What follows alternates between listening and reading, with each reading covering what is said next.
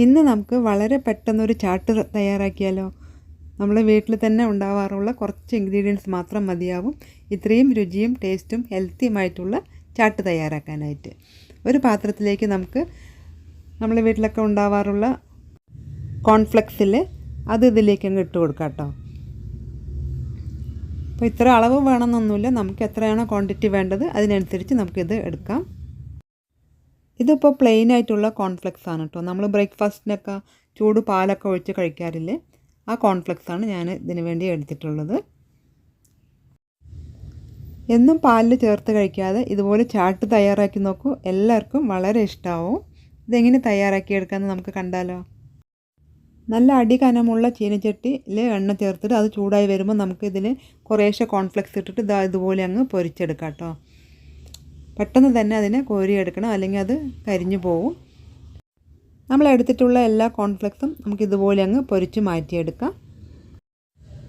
ഇനിയിപ്പോൾ നമുക്ക് എണ്ണയൊന്നും വേണ്ടെന്നുണ്ടെങ്കിൽ നമുക്ക് പൊരിക്കാതെ തന്നെ ഈ ഒരു ചാട്ട് ഉണ്ടാക്കിയെടുക്കാം കേട്ടോ. ഞാനിപ്പോൾ എണ്ണയിലൊക്കെ പൊരിച്ചെടുത്ത കാരണം അതിൻ്റെ ഓയിലൊക്കെ ഒന്ന് പോകാൻ വേണ്ടിയിട്ട് ഇതുപോലെ ടിഷ്യൂ പേപ്പറിൽ നമുക്കിതുപോലെ അങ്ങ് നിരത്തി വെച്ച് കൊടുക്കാം. എണ്ണയിലൊക്കെ നമുക്കിതുപോലെ പൊരിക്കുമ്പോൾ ഇത് കുറച്ചുകൂടി നല്ലൊരു ക്രിസ്പി ആയിട്ട് കിട്ടും കേട്ടോ.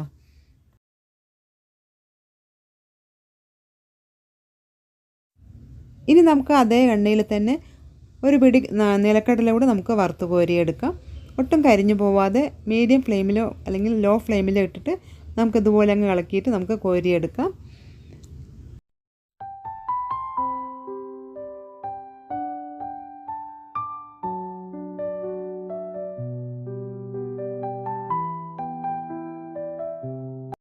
ഇനി നമ്മൾ എടുത്തിരിക്കുന്നത് പൊരിയാണ് കേട്ടോ. ഒരു പാത്രം നിറച്ച് പൊരിയാണ് ഞാൻ ഇതിലേക്ക് ചേർത്ത് കൊടുക്കുന്നത്. ഇനി അതിലേക്ക് നമ്മൾ വറുത്ത് കോരി വെച്ചിട്ടുള്ള കോൺഫ്ലെക്സ് ഉണ്ടല്ലോ, അതും ഇതിലേക്ക് അങ്ങ് ചേർത്ത് കൊടുക്കാം.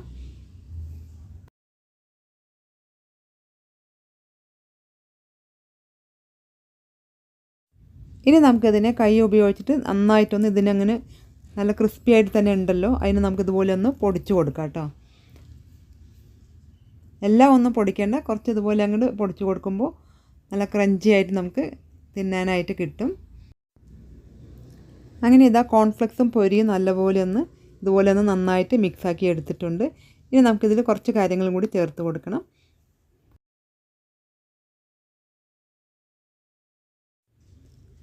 ഒരു തക്കാളി ഇതുപോലെ അങ്ങ് നന്നായിട്ട് പൊടിയായിട്ട് മുറിച്ചത് നമുക്കിതിലേക്ക് അങ്ങ് ചേർത്ത് കൊടുക്കാം. ഞാനിപ്പോൾ ചെറിയൊരു തക്കാളിയാണ് കേട്ടോ ചേർത്ത് കൊടുത്തിട്ടുള്ളത്. അതേപോലെ തന്നെ ഒരു സവാളയും പൊടിയായി അരിഞ്ഞത് ഇതിലേക്ക് ചേർത്ത് കൊടുത്തിട്ടുണ്ട്. ഇനി ഒരു പിടി മല്ലിയില നന്നായിട്ട് പൊടിയായി അരിഞ്ഞത് നമുക്കിതിലേക്ക് ചേർത്ത് കൊടുക്കാം. ഇനി ഞാൻ ഇതിലേക്ക് ചേർത്ത് കൊടുത്തിട്ടുള്ളത് ചാട്ട് മസാലയാണ്. അത് നമുക്കിതിൽ ഒരു ടീസ്പൂണൊക്കെ ചേർത്ത് കൊടുക്കാം കേട്ടോ. പിന്നെ ഞാൻ ഇതിലേക്ക് ചേർത്ത് കൊടുക്കുന്നത് ആംചൂർ പൗഡറാണ് കേട്ടോ. അത് ഉണ്ടെങ്കിൽ ചേർത്ത് കൊടുക്കാം, അല്ലെങ്കിൽ ലെമണിൻ്റെ ജ്യൂസ് ചേർത്ത് കൊടുത്താൽ മതിയാവും. പിന്നെ ഞാൻ എരിവിന് വേണ്ടിയിട്ട് ഒരു ടീസ്പൂൺ മുളക് പൊടി ചേർത്ത് കൊടുത്തിട്ടുണ്ട്. ആവശ്യത്തിനുള്ള ഉപ്പ് ചേർത്ത് കൊടുക്കാം. പൊരിയിലൊക്കെ ഉപ്പ് ഉള്ളതാണ്, അപ്പോൾ അത് നോക്കി വേണം നമുക്ക് കുറേശ്ശെ ചേർത്ത് കൊടുത്താൽ മതി. ഇനി നമുക്ക് എല്ലാം കൂടി നന്നായിട്ടൊന്ന് മിക്സാക്കി എടുക്കാം. ഇതുപോലെ സ്പൂൺ ഉപയോഗിച്ചിട്ടോ അല്ലെങ്കിൽ കൈ ഉപയോഗിച്ചിട്ടോ നമുക്കിതിന് നന്നായിട്ടൊന്ന് മിക്സാക്കിയിട്ട് യോജിപ്പിച്ചെടുക്കാം.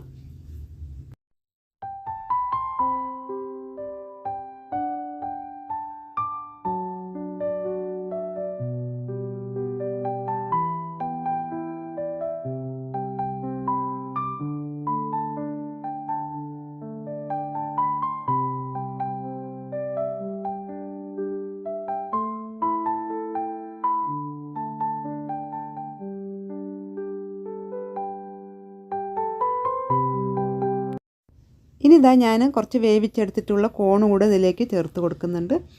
ഇഷ്ടത്തിനനുസരിച്ച് ചേർത്ത് കൊടുക്കാം കേട്ടോ. ഞാനിവിടെ ഒരു കപ്പ് ചേർത്തിട്ടുണ്ട്. പിന്നെ നമ്മൾ വറുത്തെടുത്ത് വെച്ചിട്ടുള്ള നിലക്കടല ഉണ്ടല്ലോ, അതും ഇതിലേക്ക് അങ്ങ് ചേർത്ത് കൊടുക്കാം. ഇനി അല്പം മിക്സ്ചർ വേണമെങ്കിൽ ഇതിൻ്റെ കൂടെ ചേർത്ത് കൊടുക്കാം കേട്ടോ. ഞാനിവിടെ ചേർത്തിട്ടില്ല.